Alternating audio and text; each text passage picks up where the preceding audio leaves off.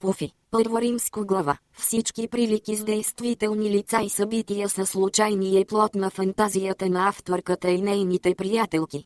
Пуфито бе прелестна млада девойка. Къдравите й коси се спускаха чак до раменете. Кафявите й очи огряваха капучината и кожа. Тя имаше малко екстравагантно поведение. Днес имаше мисия, въпреки снежната покривка трябваше да посети свой колега, за да препише един проект. Нейния и неговия бяха много близки. Отдавна тя търсеше повод да му отиде на гости. Душата й, която бе закопняла за силна мъжка ласка, сега премираше от нетърпение. Целта й бе дори и малко насила да помогне в намирането на партньор сред своите колеги. Когато се прибере в малкия град, това е много трудно, направо невъзможно. Облече мъхестия си пуловер, който очертаваше прелестния и стегнат бюст. За всеки случай се погледна в профил, бе наистина неустоима. Панталона пък подчертаваше дългите й крака, които тя никога не пъхаше в пола. По тази причина някои колеги не я възприемаха правилно. Обу екстравагантните си ботушки. Наметна пълтото от козленца, което тя направо обожаваше. След като тихо затвори вратата на квартирата, тя ритмично затропка към автобуса. Пътувайки се замисли, сега бе момента да пробва да пробие при него. Кога друг път ще го убеди да му гостува? Как ще действа все още не знаеше, трябваше да импровизира. Нашата мислителка знаеше, че е доста привлекателна и за малко да не каже никой не е устоявал на нейния чар. Вече бе пред къщата, в която се бе настанил Таньо. Тя бе далеко от центъра, направо в края на града. От верандата се разкриваше един друг свят. Един друг мирис. Една идилия. Домакина я посрещна, покани я най-вежливо. Когато влезе вътре, хвърли пълтото си като една прима балерина на леглото. Той се подразни, но с присъщата си сдържаност взе пълтото и го изнесе на закачалката. Гостенката седна на леглото до масата. Давай каквото ша даваш, каза тя, потраквайки по масата по нейния си специфичен начин. Това си действие тя извършваше, за да подчертае своите огнени дълги маникюри, с които се гордееше. Вече 2 месеца не й се бе зачепквал или чупил нокът. Вярно, тя отделяше по повече от час всяка седмица, за да ги третира и лакира. Уж пишеше, но в главата й се въртеше мисъл. Единственото, което й хрумна, бе да излъже, че е студено. С идеята той да се приближи и да я гушне, за да я стопли. Таньо, не ти ли е студено? Каза тя, докато огнените й ногти потракваха върху масата. С този си жест бе подлудила доста мъже, но все не я устройваха. Таньо се приближи до нея, потърка се в гърба й. Може би това бе този момент, в който ще задоволи нейното желание. Ще паднат задръжките. Извинявай, но не мога да стигна до запалката, може ли да ми я подадеш? Каза той. Червенокосата колежка се пресегна към раклата, където под конец всичко бе подредено. Малко надигане, което предизвика вълна в буйната игрива. Пресегна се и подаде жълтата запалка. Той я взе от ръката й. При този допир Пуфето почувства онзи заряд на топлите мъжки длани. Тя всъщност не умираше от студ, нейните ръце бяха постоянно студените като лед, защото носеше топло сърце, което използваше всичката й кръв. Той бръкна в якето си, извади кутия цигари, червен средеци от култура, попита бърка ли те да запаля. Гостенката не понасяше цигарите, но сега бе на гости. Как да забраниш на някого да си пуши в квартирата? Ръката му се присегна към мивката, откъдето без да гледа привлече един чист пепелник. Запали цигара, от която дръпна веднъж и я запозна с перфектно излъскания пепелник.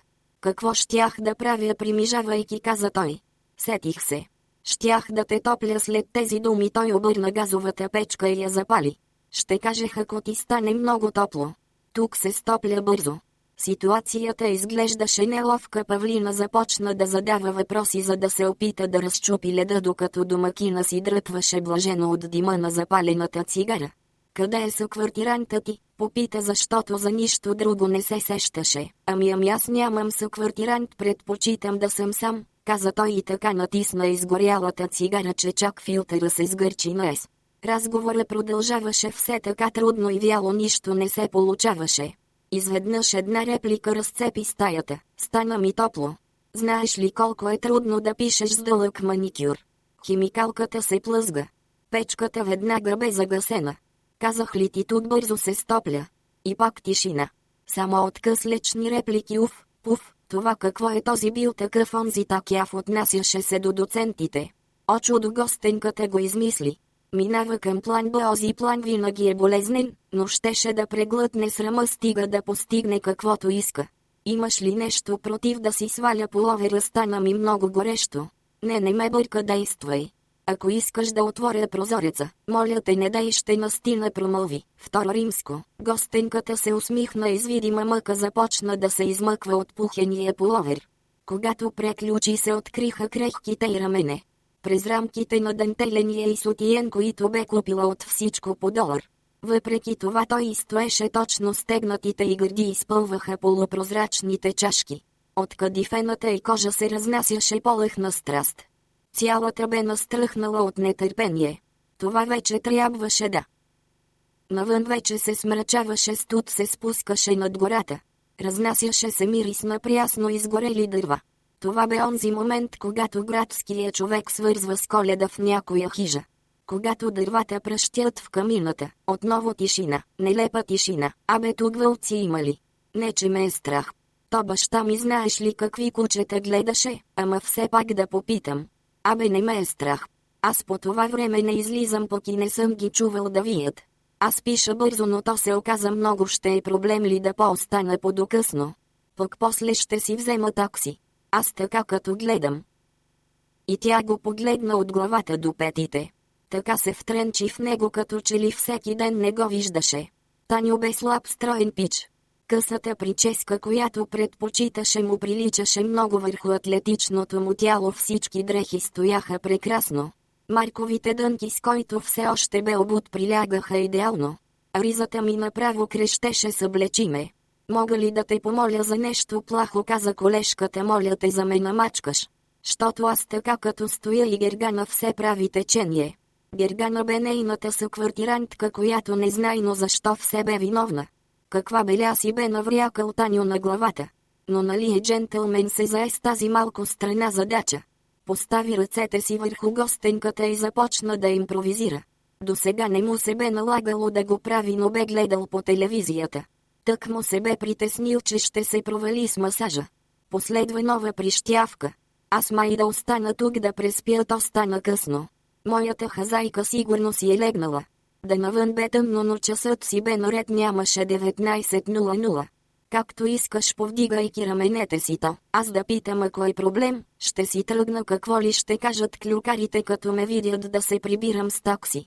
Зял ден ще ме обсъждат. А пък утре ще отидем двамата на лекции. Вече бе сигурна, че е на крачка от кулминацията. Не минаха и 5 минути след края на масажа. Ти да видиш, то май няма да ти трябва този проект утре, ако е така, да взема да го преснимам, какво да си буда очите сега. Както искаш, въздъхвайки, каза той. Да имаш някоя по-широка тениска, за да спя с нея. И докато чакаше отговор, прилежно сгъна проекта и го положи в чантата си. Ще ме топлиш ли, но ще си искаше да кажеш ще ме гушкаш ли, но бе нагло. Ето, вземи дано да ти стане. Да хапнем каквото имам. Искаш ли? Ами последва мълчание, ами добре. Да не кажеш, че нямам, аз всичко имам в квартирата, тати всичко е дал и пари ми дава.